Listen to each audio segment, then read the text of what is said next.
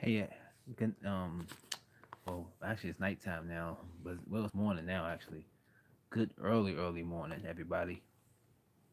So what I'm going to do here, I'm gonna do another audio study guide, but this time I'm gonna try to focus on type three questions. Okay. Okay. Move that a little closer. Hope you can hear me. I don't want to be too loud. 'Cause we got people sleeping. Now, okay.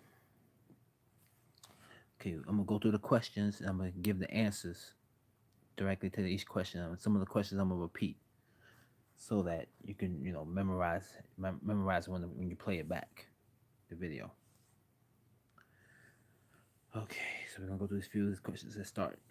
Okay, when leak testing a low pressure centrifugal with nitrogen, what is the maximum test pressure? That's going to be 10 psig. So repeat this question. When leak testing a low pressure centrifugal with nitrogen, what is the maximum test pressure? That's going to be 10 psig. When leak testing a low pressure centrifugal with nitrogen, what is the maximum test pressure? That's 10 psig. Okay, what precautions should be taken prior to recovering refrigerant from a chiller suspected of having tube leaks? That's going to be drain the water sides of the evaporator and condenser. So, what precautions should be taken prior to recovering refrigerant from a chiller suspected of having tube leaks? Drain the water side of the evaporator and condenser. Again, what precaution should be taken prior to recovering refrigerant from a chiller suspected of having tube leaks? You got to drain the water from the evaporator side and the condenser. Okay, next one. Excessive running of a purge system on a low pressure chiller generally indicates what condition? That's when the system is leaking. So excessive running of the purge system on a low pressure chiller generally tells you that the system is leaking. Okay. What is meant by the term high efficiency purge unit? What do they mean by that? High efficiency purge unit. Let's see. That is those purge units which discharge a low percentage of refrigerant with the air with the air which they remove. So it's a purge unit which discharges a low percentage of refrigerant, very low percentage of refrigerant with the air which they remove. So when it's removing the air, it removes only a little bit of a tiny percentage of refrigerant. Okay. So what they mean when they say a high efficiency purge unit, they're talking about those purge units which discharge a low percentage of refrigerant with the air which they remove. Okay. With a low pressure chiller, what must you do after recovering the liquid refrigerant? So, with a low pressure chiller, what must you do after recovering the liquid refrigerant? That's going to be recover the vapor refrigerant. So, with the low pressure chiller, you recover after recovering the liquid refrigerant, you recover the vapor refrigerant. Okay. According to ASHRA guidelines 3-1996, if the pressure in the system rises from 0 millimeters mercury to a level above 2.5 millimeters of mercury during a standard vacuum test, the system should be checked for leaks. Okay, let's go through that again. According to ASHRA guidelines 3-1996, if the pressure in a system rises from 1 millimeter of mercury to a level above 2.5 millimeters of mercury during a standing vacuum test, the system should be checked for leaks. So again, according to ASHRA guidelines 3-1996, if the pressure in a system rises from 1 millimeter of mercury to a level above 2.5 millimeters of mercury during a standing vacuum test, the system should be checked for leaks. Next, okay, when removing oil from a low pressure system, the temperature should be 130 degrees Fahrenheit because the answer, less refrigerant will be contained in the oil at the higher temperature. Okay, so when removing oil from a low pressure system, the temperature should be 130 degrees Fahrenheit because less refrigerant will be contained in the oil at the higher temperatures. One more time. When removing oil from the low pressure system, the temperature should be 130 degrees Fahrenheit because less refrigerant will be contained in the oil at higher temperatures. Okay, a rupture disc on a recovery vessel for low pressure refrigerant relieves at 15 psig. So a rupture disc on a recovery vessel for low pressure refrigerants relieves at 15 psig. A ruptured disc on a recovery vessel for a low pressure refrigerant relieves at 15 psig. Okay. Next. R11 or R123 system refrigerant removal starts with the vapor and liquid removal. Okay. Excuse me. Sorry. Excuse me. Let me check that back. Take that back. My bad. R11 and R123 system refrigerant removal starts with the liquid removal. So remember, it starts with the liquid removal. So R11 and R123 system refrigerant removal starts with the liquid removal. The liquid removal. I'm gonna say that again. R11 and R123 system refrigerant removal starts with the liquid removal. Starts with the liquid, finish with the vapor, as we said previously before. So R11 and R123 systems refrigerant removal starts with the liquid removal. So you start with the liquid removal for these low pressure refrigerants. Okay, next. Water must be circulated through a chiller during refrigerant evacuation in order to prevent freezing of water. So they'll ask you like, to run hot water to circulate hot water through the chiller during refrigerant evacuation in order to prevent freezing of the water. So water must be circulated through the chiller during refrigerant evacuation in order to prevent freezing of the water. Okay, let's go to the next ones. Okay. When recharging a refrigerant, okay, I'm sorry. When recharging a refrigeration system with R11, what vapor pressure is necessary in the shell before charging with liquid? So when recharging the refrigeration system with R11, what vapor pressure is necessary in the shell before charging with liquid? That is going to be 16.9 inches of mercury vacuum. 16.9 inches of mercury vacuum. So when recharging a refrigeration system with R11, what vapor pressure is necessary in the shell before charging with liquid? That's going to be 16.9 inches of mercury vacuum. Say this again. So when recharging a refrigerant system with R11, 16.9 inches of mercury vacuum is the pressure necessary in the shell before charging with liquid. Got that? Remember that 16.9.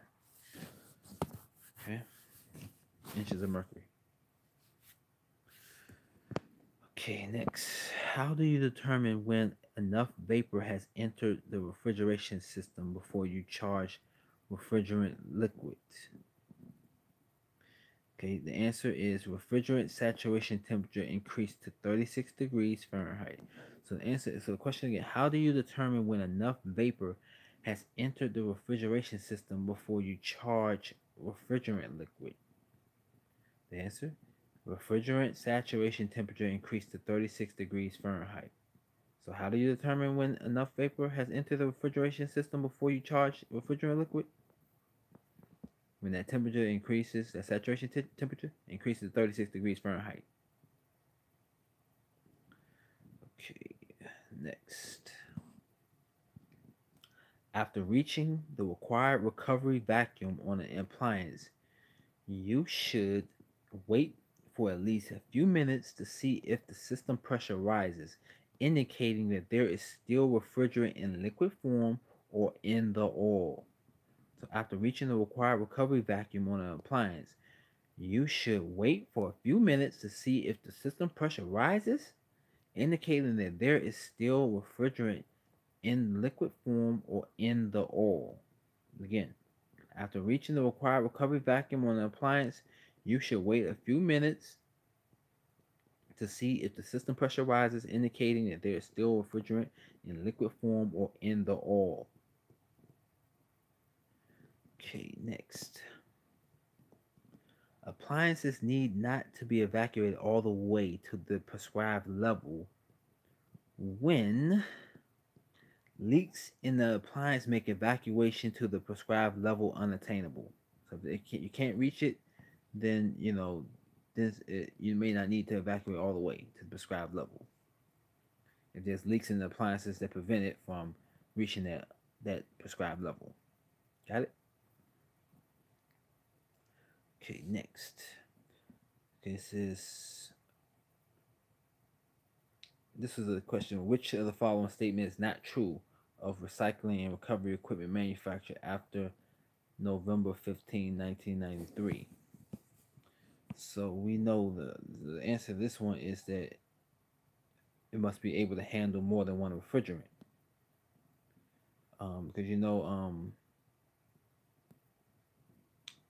I don't believe that's the case because they use different type of equipment for that. But we know the answer choices was it must be tested by EPA approved third party. We know that's true when it comes to after November 15, 1993. So we know that's true.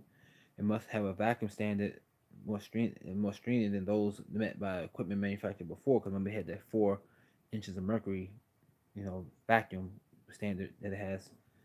Also, it must be equipped with a low loss fittings. That's standard now as well. So the only thing left over is that it must be able to handle more than one refrigerant. So that's not true. So being able to handle more than one refrigerant is not true. So we just went through that one, explaining why that one's not true. So let's go over the question again. Which of the following statements is not true of recycling and recovering equipment manufactured after November 15, 1993? The incorrect statement is it must be able to handle more than one refrigerant. So simple as that. Let's go on. Under EPA's regulations, which of the following methods can be used to pressurize an R11 or R123 system for the purpose of opening the system for non-major repair? That's going to be warming the refrigerant. Okay, heard that? Under EPA's regulations, which of the following methods can be used to pressurize an R11 or R123 system for the purpose of opening the system for non-major repairs? That's going to be warming the refrigerant. Warming the refrigerant. So warming the R11 and R123 refrigerant in the system for the purpose of opening the system for non-major repairs. To pressurize it. To pressurize it for non-major repairs, you just warm the refrigerant. Okay, got that? Warm the refrigerant. So that's talking about R11, R123 systems. Okay, warm the refrigerant. Okay, next. When using recovery or recycling equipment manufactured before November 15, 1993, technicians must evacuate low-pressure appliances to the following level before making major repairs. This is going to be 25 inches vacuum, or 25 inches of mercury vacuum. So when using recovery or recycling equipment manufactured before November 15, 1993, technicians must evacuate low pressure appliances to the 25 inches of mercury vacuum before making major repairs. So this was kind of a tricky one too. That we talking about before November 15, 1993. When using recovery cycle equipment manufactured we're talking about before November 15, 1993, technicians must evacuate low pressure appliances to the following level before making major repairs. That's 25 inches of mercury vacuum, not the millimeter, not 25. That's going to be a tricky question there because they're going to have that 25 inches of mercury and they're going to have 25 millimeters of mercury. We said 25 inches of mercury. That's the answer. 25 inches of mercury. Okay, that's before November. Remember, before the November date, it's going to be 25 inches of mercury. Now, for the next one, when using recovery and cycle equipment manufactured after November 15, 1993, after the technician should evacuate low pressure appliances to the foul level before disposing of the appliances. Now, that's going to be 25 millimeters of mercury absolute. That's going to when it's after it's going to be 25 millimeters of mercury absolute. Okay, that's going to be 25 millimeters, not the inches, but millimeters of mercury absolute. Okay, refrigerant is added to a centrifugal machine through the evaporator charging valve. Refrigerant is added to the centrifugal machine through the evaporator charging valve. Refrigerant is added to the centrifugal machine through the evaporator charging valve. Refrigerant is added to the centrifugal machine through the evaporator charging valve. Okay, next. Refrigerant 11 at a pressure of 18.1 inches of mercury vacuum has a saturation temperature of 32 degrees Fahrenheit. You might have to do the math on those type of questions there, but this one shows up, it's 32 degrees. So refrigerant R11 at a pressure of 18.1 inches of mercury vacuum has a saturation temperature of 32 degrees Fahrenheit. So at 32 degrees Fahrenheit, it have a pressure of 18.1 inches of mercury. Got that? For R11. Remember that. 18.1 inches of mercury vacuum for R11 is 32 degrees Fahrenheit. Gotcha. Okay. You might have to do your own math on that too. If they change the numbers around. Okay, now let me continue. An oil sample should be taken for which of the following reasons?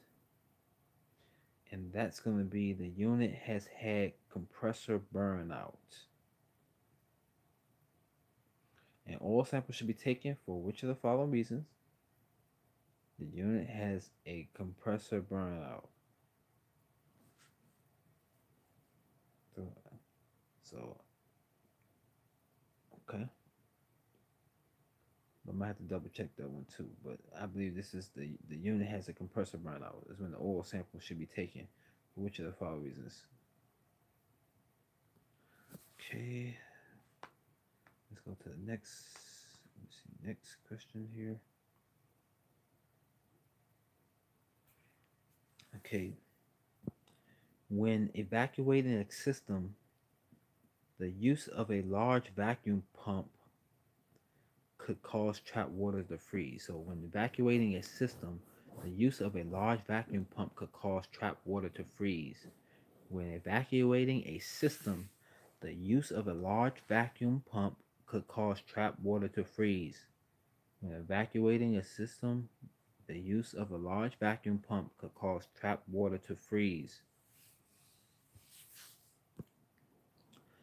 ASHRAE Standard 15-1994 requires that each machinery room shall activate an alarm and mechanical ventilation before refrigerant concentrations exceed the TLV TWA, or the threshold limit value, or the time weighted average.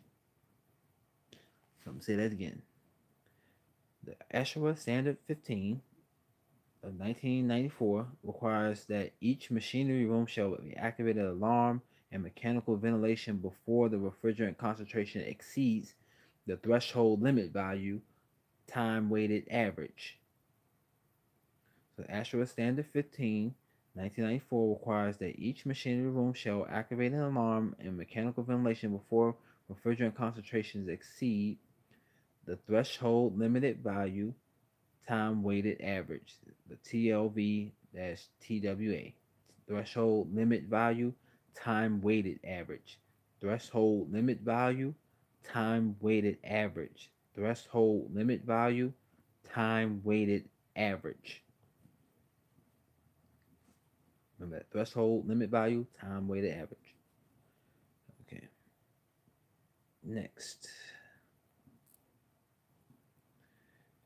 To remove ice from sight glass or viewing glass, use an alcohol spray. Okay. To remove ice from the sight glass or viewing glass, use alcohol spray. Okay, low pressure chillers typically use a rupture disc mounted on the evaporator housing to protect the system from overpressurization.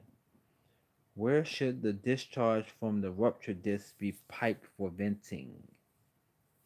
The answer to that is outdoors. So low pressure chillers typically use a rupture disc mounted on the evaporator housing to protect the system from overpressurization. Where should the discharge from the rupture disc be piped for venting? Outdoors. Low pressure chillers typically use a rupture disc mounted on the evaporator housing to protect the system from overpressurization. Where should the discharge from the rupture disc be piped for venting? Outdoors. Again, low pressure chillers typically use a rupture disc mounted on the evaporator housing to protect the system from overpressurization.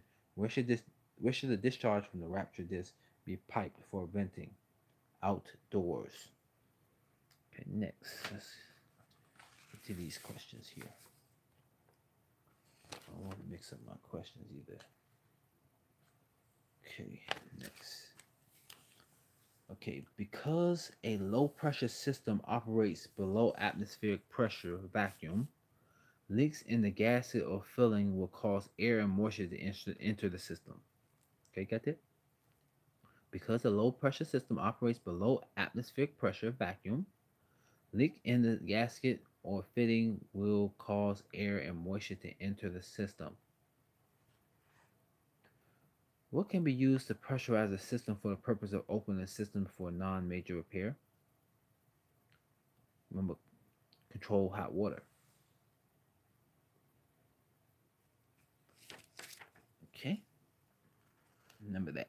So, what can be used to pressurize a system for the purpose of opening the system for non-major repairs? Controlled hot water. Okay. A recovery unit's high pressure cutout is set for 10 psig when evacuating the refrigerant from a low pressure chiller. So remember that this kind of could be a trick question because you're thinking of the cutoff thing, the rupture disc. Don't get that confused because the rupture disc cuts off at, remember, it cuts out at 15 psig, but we asked about the recovery unit's high pressure cutout is set for 10 psig when evacuating the refrigerant from a low pressure chiller. Okay. Substantial amount of vapor will remain in the appliance after all liquid is removed. An average 350-ton R11 chiller at 0 psig contains 100 pounds of vapor. So Well, a substantial amount of vapor will remain in the appliance after all the liquid is removed. An, an average 350-ton R11 chiller at 0 psig still contains 100 pounds of vapor. Wow, that's a lot. Okay, when removing oil from a low pressure system, a temperature of what should be attained?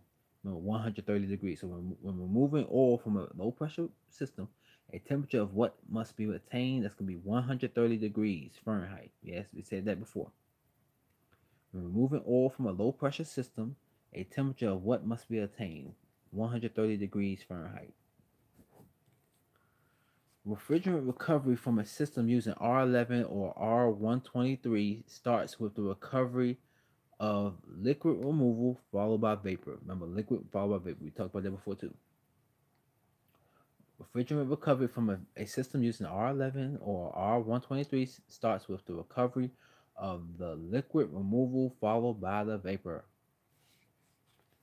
Water must be circulated through tubes when evacuating refrigerant in order to prevent freezing of water. We said that before too. Most low-pressure recovery machines utilize water-cooled condenser that is connected to the municipal water supply. So most low-pressure recovery machines utilize water-cooled condensers that are connected to the municipal water supply. Before charging with liquid, how much pressure does an R11 refrigerant system require?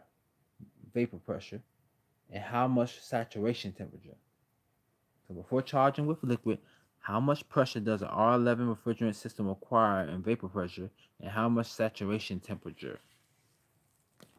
Okay, that's going to be 16.9 mercury vacuum or 36 degrees Fahrenheit. So before charging with liquid, how much pressure does an R11 refrigerant system require in vapor pressure? That's 16.9, and how much saturation temperature? Is 36 degrees Fahrenheit. Remember, 16.9 and 36 degrees Fahrenheit for R11, for charging R11 with liquid.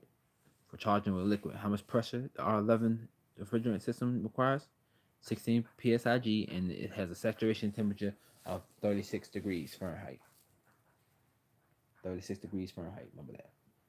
And 16.9. Okay, let's see. Okay, and let's got some more questions for you. Hold up. The recovery machine using water as a condensing medium would generally use municipal water supply. So recovery machine using water as a condensing medium will generally use municipal water supply. Recovery machines using water as a condensing medium will generally use municipal water supply. Frost will be best removed from a sight glass by spraying with alcohol. As we said before, frost will be best removed from a sight glass by spraying with alcohol. Recovery cylinders are color-coded gray with yellow tops. So recovery cylinders are color-coded gray with yellow tops. Which refrigerant is a CFC and has been used with low-pressure appliances? That's going to be R11. Which refrigerant is a CFC and has been used with low pressure appliances? That's going to be R11. Which refrigerant is a CFC and has been used with low pressure appliances? R11. So R11 is a CFC that has been used with low pressure appliances. R11 is a CFC that's been used with low pressure appliances. R11 is a CFC that's been used with low pressure appliances. R11 is a CFC that's been used with low pressure appliances. Remember that. Type 3 certification is classified by EPA is for low pressure appliances. So type 3 certification classified by EPA is for low pressure appliances. The maximum pressure that should be applied to a low pressure chiller when leak checking for controlled with controlled nitrogen is 10 psig. So maximum pressure you should be applied to a low pressure chiller when leak checking with controlled nitrogen is 10 psig. Remember, because you get that 15, pow, rupture this. So 10 psig is the maximum pressure that you should be applied to a low pressure chiller when leak checking for controlled nitrogen. With controlled nitrogen, it's that 10 psig. The short-term replacement refrigerant for R11 chillers is R123. So the short-term replacement refrigerant for R11 chillers is R123. R123. The short-term replacement refrigerant for R11 chillers is R123. The short-term replacement for refrigerant for R11 chillers is R123. Water tube leaks in a low-pressure chiller are usually found with a hydrostatic tube test. So water tube leaks in a low-pressure chiller are usually found with a hydrostatic tube test. Water tube leaks in a low-pressure chiller are usually found with a hydrostatic tube test. Remember, the hydrostatic tube test is used to find water tube leaks in a low-pressure chiller. Hydrostatic tube tests are used to find leaks in water tube leaks in a low pressure chiller. So remember that. Water tube leaks in a low pressure chiller are usually found with a hydrostatic tube test. The required evacuation level for recovering refrigerant from a low pressure appliance with a recovery machine manufactured before November 15th, 1993 is 25 inches of mercury. So the required evacuation level for recovering refrigerant from a low pressure appliance with a recovery machine manufactured before November 15th, 1993 is 25 inches of mercury. The required evacuation level for recovering refrigerant from a low pressure appliance with a recovery machine manufactured before November 15, 1993 is 25 inches of mercury. So remember, that differs from the maximum pressure that should be applied to a low pressure chiller when leak checking for controlled nitrogen is 10 psigs. So remember, that's different.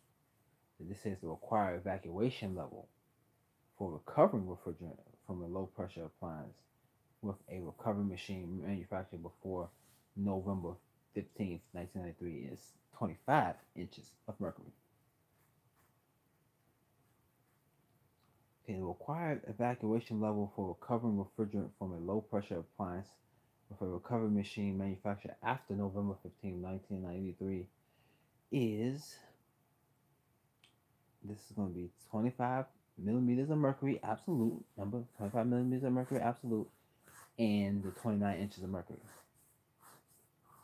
So the required evacuation level for recovering refrigerant from a low pressure appliance with a recovery machine manufactured after November 15th, 1993 is both the 25 inches of mercury absolute, remember the absolute, and 29 inches of mercury. Okay? 29 inches of mercury, 29, keyword 29, not 25, 29 inches of mercury, and or the 25 millimeters of mercury absolute. And just to, matter of fact, just to double test that answer, here, let me double check that answer too, just to clarify. Yes, 29 inches of mercury and 25 millimeters of mercury absolute. Okay. A low pressure chiller generally has the rupture disk set at 15 psigs. A low pressure chiller generally has a rupture disk set at 15 psigs. To prevent freezing of water, coils of low pressure chillers, it is recommended when charging begin with the vapor phase. So to prevent freezing of water coils in a low pressure chiller, it is recommended to charge to begin with the vapor phase. When charging begin with the vapor phase to prevent freezing of water. to begin with the vapor phase, circulate water through the chillers, and do not inject liquid during the charging until saturation temperature is above 32 degrees. So to prevent freezing of water coals in the low pressure chiller, it is recommended to charge begin with when charging to begin with the vapor phase and circulate water through the chiller, and do not interject liquid during the charging until saturation temperature is above 32 degrees. So let's see something here too, because that's something that I know will confuse me as well. Because didn't we say like for low pressure? Hold on, let me find that question. Didn't we say for low pressure, like for instance, like R11 and for R11 we said, hold on, let me see if I can find that. Yeah, for refrigerant recovery from a system, so that's recovery from a system. Um, Using R11 and R123 starts with recovery of liquid, followed by vapor. So okay, that's talking about recovery. It says recovery. For recovery, it says start with the liquid, followed by the vapor. But then this question here was what? Where was that? This is talking about to prevent freezing of water cools and low pressure chillers. It is recommended when charging. So when charging, to begin with the vapor phase. So that means when putting the refrigerant back in, you use the vapor first, then the liquid. Well, whereas when you're recovering, you start with the liquid and then get the vapor. So let's remember that. For recharging, you start with the vapor and then do the liquid. After you get that degrees up to 32 degrees saturation, and you circulate water through the chiller as well. Okay, so I'm glad I kind of cleared that up a little bit.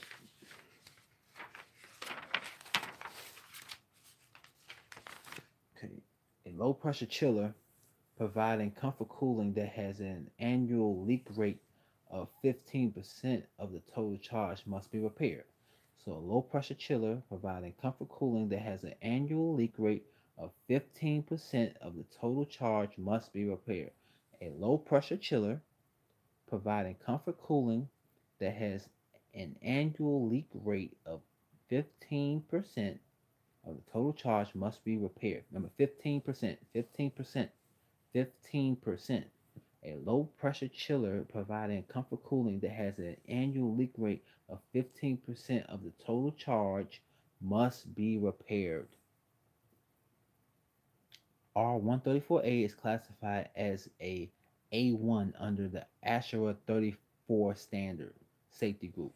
So R134A is classified as a A1 under the ASHRAE 34 standard.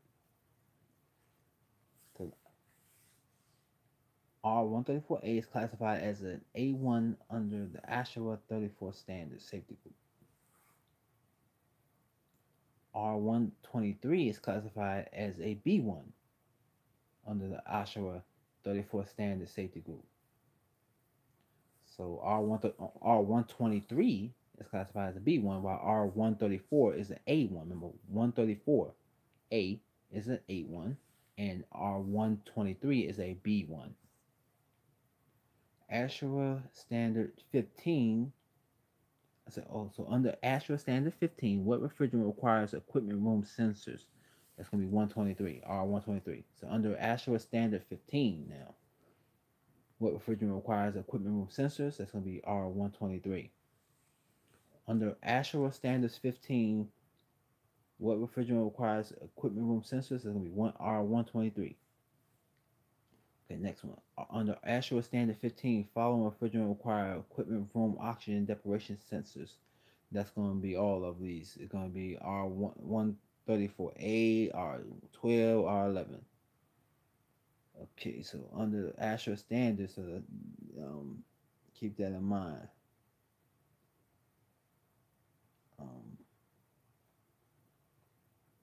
So that's what kind of confused me here with this one, because previous one says under actual standard 15, what refrigerant requires equipment room sensors, and that's going to be R123. But under actual standard 15, the following refrigerant require equipment room oxygen deprivation sensors. So that's going to be all of them, R11, all of these, R11, R12, and R134A. So all of those require oxygen deprivation sensors.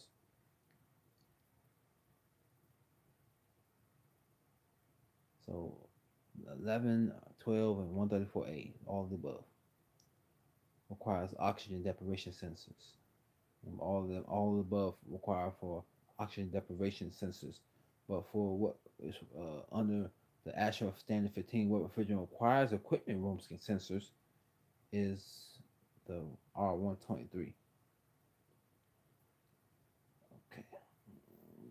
Okay. Low pressure chillers require purge unit because they operate below atmospheric pressure and they draw non-condensables through gases and seals. So low pressure chillers purge units because low pressure chillers require purge units because they operate below atmospheric pressure, and as a byproduct of that, they draw in air and moisture. So they draw in non-condensables through gases and seals. So any leaks, they will draw in the air and moisture. So both of those answers are correct. They operate below atmospheric pressure, and because of that, they draw in non-condensables through gases and seals. Okay, the rupture disc on a low pressure chiller is connected to the low side. Okay, the rupture disc of a low pressure chiller is connected to the low side on the evaporator. Remember that. The rupture disc on the low pressure chiller is connected to the low side. The purge unit draws from the top of the condenser. The purge unit draws from the top of the condenser. The purge unit, it draws from the top of the condenser. The purge unit draws from the top of the condenser. Before a low pressure appliance is dismantled and salvaged, the refrigerant must be recovered. So you have to take the refrigerant out when you got to recover the refrigerant before a low pressure appliance is dismantled and salvaged. Before a low pressure appliance is dismantled and salvaged, the refrigerant must be recovered. Before a low pressure appliance is dismantled and salvaged, the refrigerant must be recovered. Machine room safety standards has been established by ASHRA 15. Machine room safety standards has been established by ASHRA 15. So machine room safety standards has been established by ASHRA 15. Remember ASHRA 34 standard, R134 is classified as an A1, and under that same standard, 123 is classified as B1. So, but with the machine room safety, with that whole sensory and stuff, that's actual 15. Okay. Refrigerant vapor is charged into a low pressure chiller initially to prevent water freeze up caused by system vacuum. Refrigerant vapor is charged into a low pressure chiller initially to prevent water freeze up caused by system vacuum. Remember that's for when you're charging, but when you're recovering, you go with the liquid side first, then the vapor side. Remember that. But when you're charging, you're putting it back in, you go with the vapor side, then the liquid side, so don't freeze up. So water freeze up caused to prevent water freeze up caused by system vacuum. Okay. If excessive nitrogen pressure is exerted within a low pressure chiller, what component would fail first? The rupture disc. So if excessive nitrogen pressure is exerted within the low pressure chiller, what component will fail first? The rupture disc. That's why you only go up to 10 psigs when you leak test it with the nitrogen. You go 10 psigs. Remember that, because remember the rupture disc, it fails at 15 psig, right? So, hey, the first thing that's designed that way. The rupture disc to protect it from overpressure.